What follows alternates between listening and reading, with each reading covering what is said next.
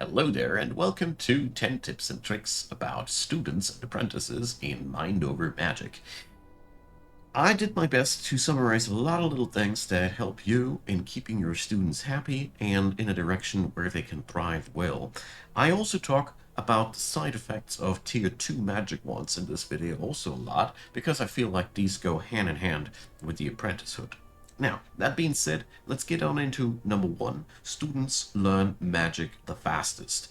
This is because they get to practice a lot, they benefit from the classroom learning speed bonuses the most, and therefore, if you want to give your students artifacts, relics, which increase their skill caps, do it before they turn staff.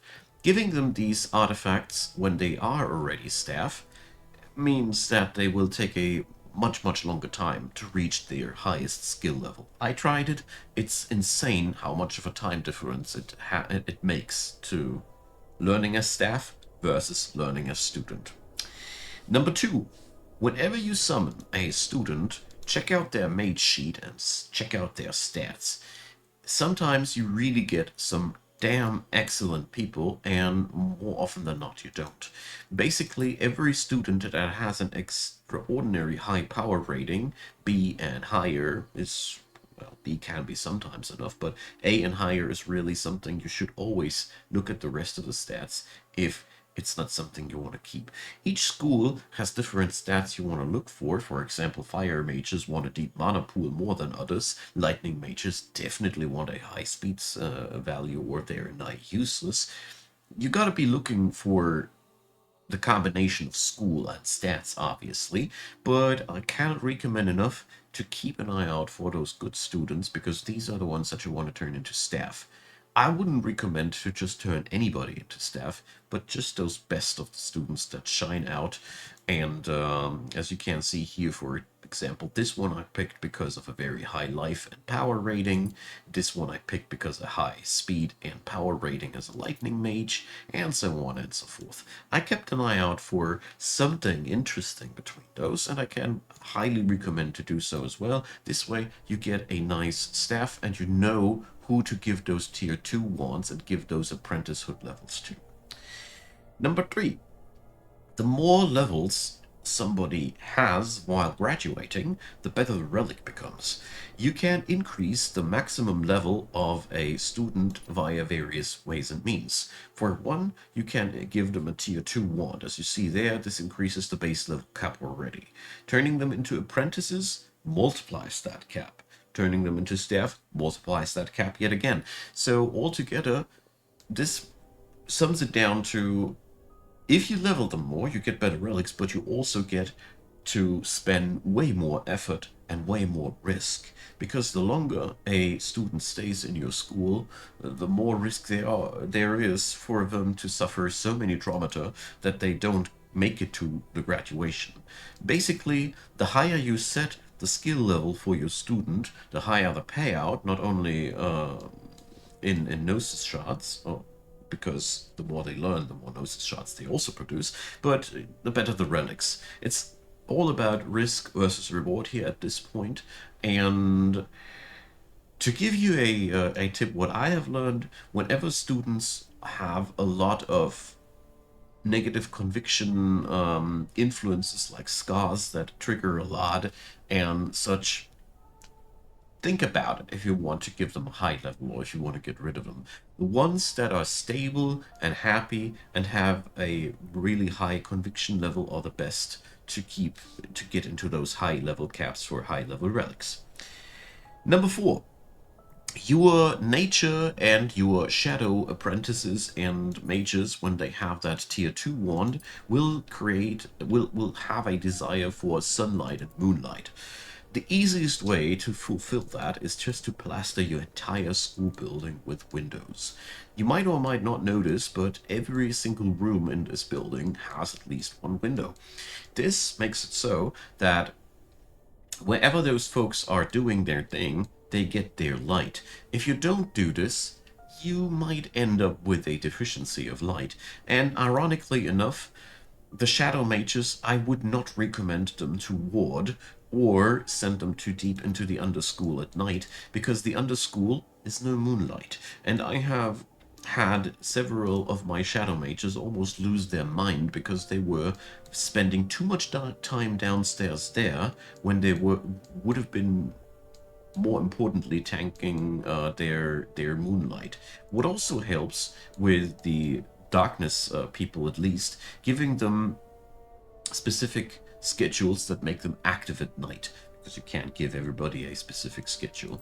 Altogether, I have found out though that Windows Everywhere resolve pretty much everything without touching the schedule at all. The only thing I discovered is that Shadow Mages, strangely enough, shouldn't do too much in the Underschool at night, otherwise they don't get their moonlight. Same goes for the Nature Mages. Obviously, they shouldn't go downstairs at daytimes too much now. And number 5 goes directly to the Tier 2 Fire Mages. So, Fire Mages have an urge to kill stuff quite regularly. Therefore, you are best off with Pastures, but this Pasture didn't behave and went off into the fog. Well, Pastures do create automatically huntable creatures, which is pretty nice, because that means you don't need to worry about your Fire Mage's victory lead. Besides that, get your Fire Mages to those fights wherever they can, obviously, but building Pastures will eventually, finally, automate that whole business there, and with just a couple of rats, you have that thing done, and your victory needs will eventually balance out. I do recommend, though, to keep an eye out on how many rats you do need to satisfy the needs of your fire mages, because it's obviously not that easy.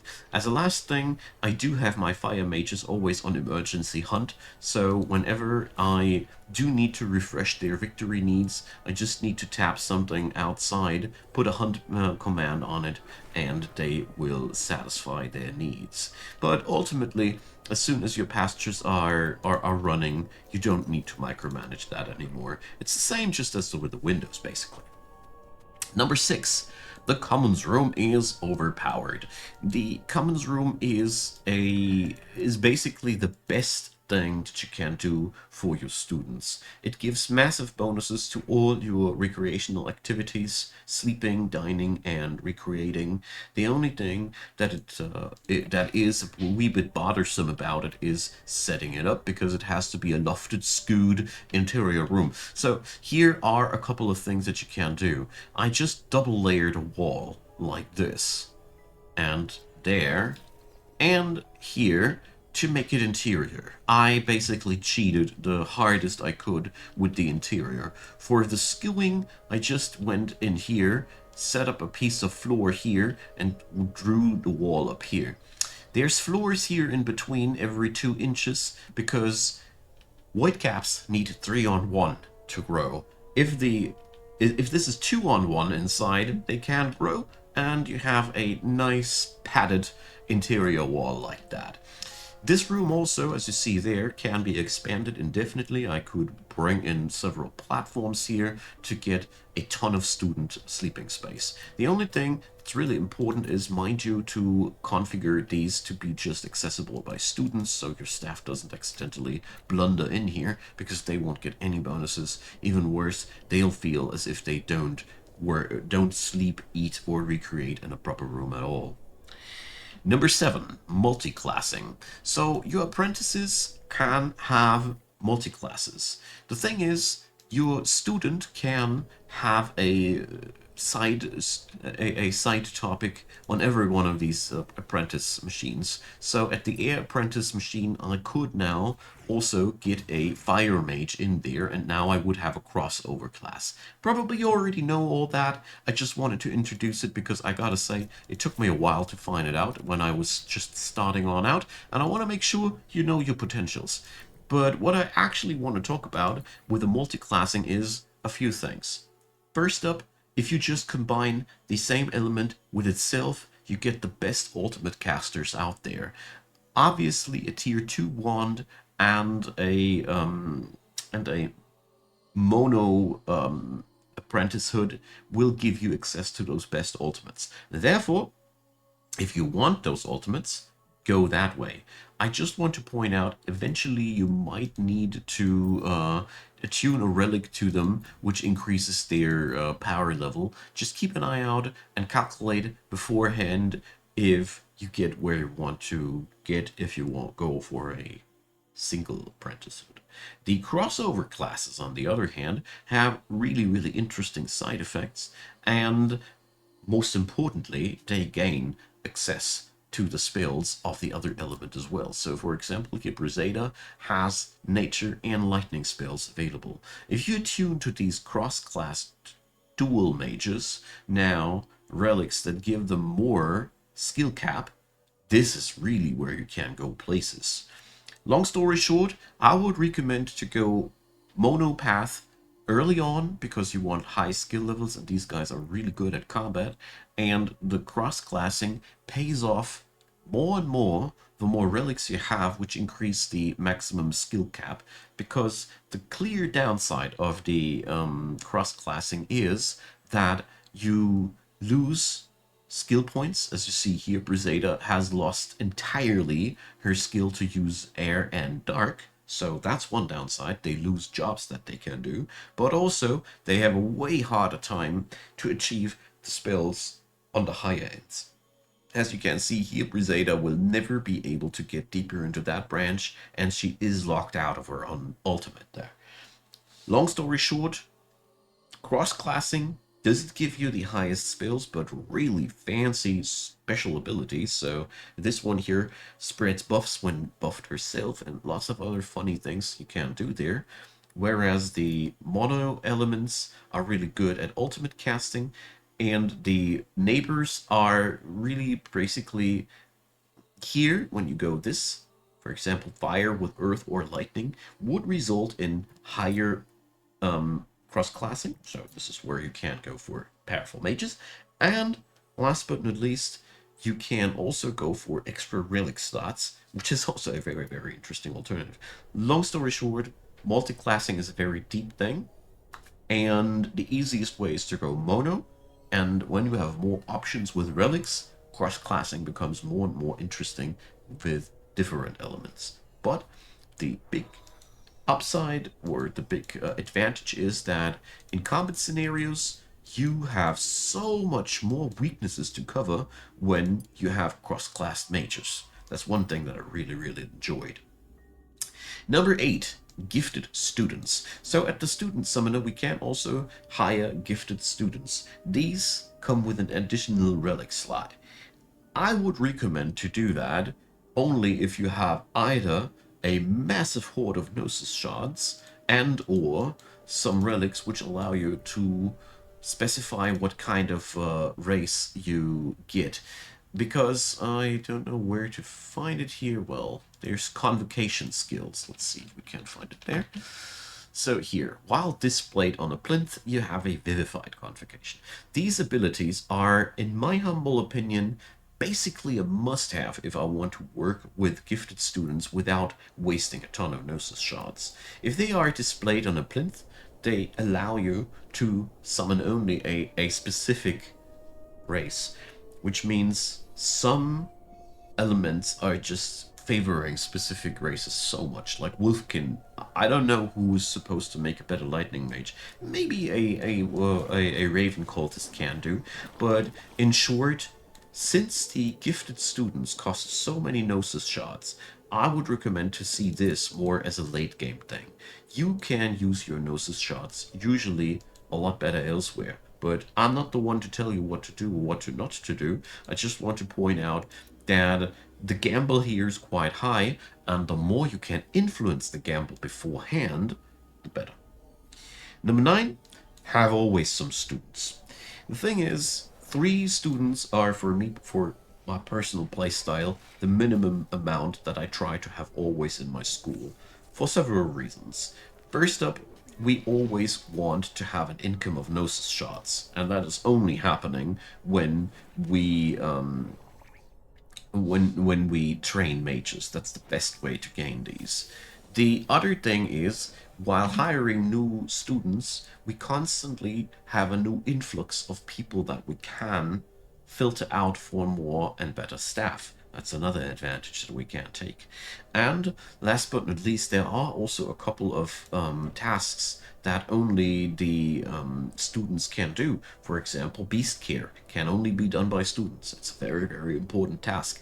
And several other things I think personally the students can do really, really well. But the major takeaway for me personally are the gnosis shards. It's really easy to cycle through, and when your school is at a certain point, I would recommend to try to avoid graduating low tier students eventually. It becomes more and more lucrative to spend more time with the singular student because the low rank relics are eventually really not good for anything anymore.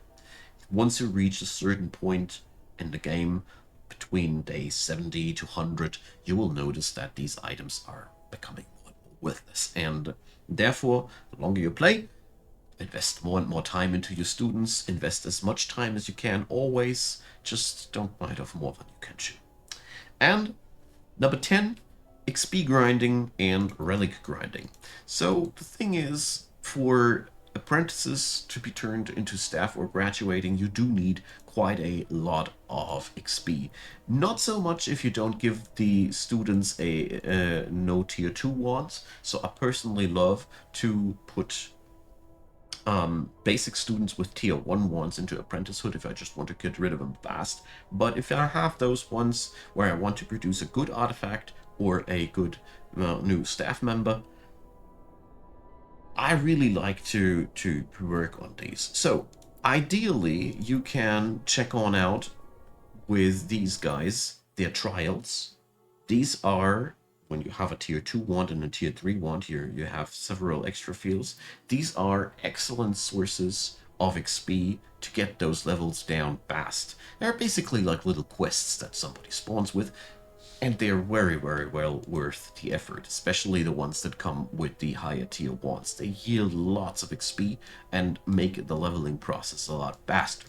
But the other thing that I discovered for myself is that wherever rituals have a student slot, this is something which I started to use and focus as much as I could. So wherever some ritual has to happen, always try to put it on people that still need XP, and this is something where you can get your students quite a nice advantage from.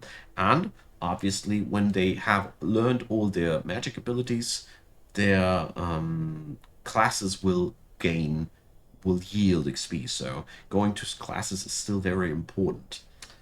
There's also a nice little caveat about students and relics. Relics, as you surely know, have levels.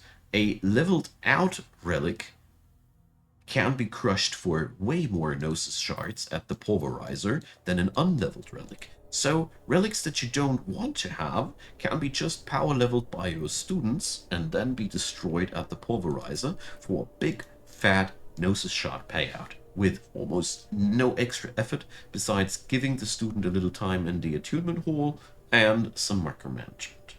You don't have to do it, but it surely helps on out with your Gnosis shard income, and you can gamble for a couple of more gifted students, for example.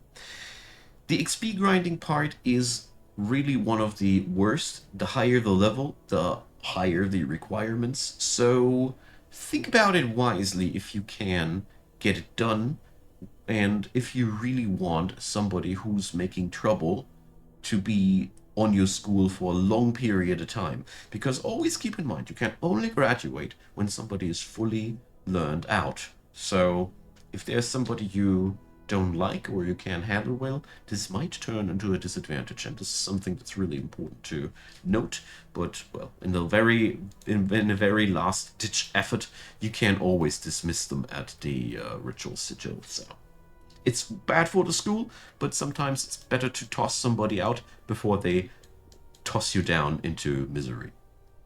Now, that's that. I hope this helps you out. Feel free to add in your own tips about students and apprentices, because I'm very sure that I haven't said everything that is knowable about this topic. Game's deep and complex after all.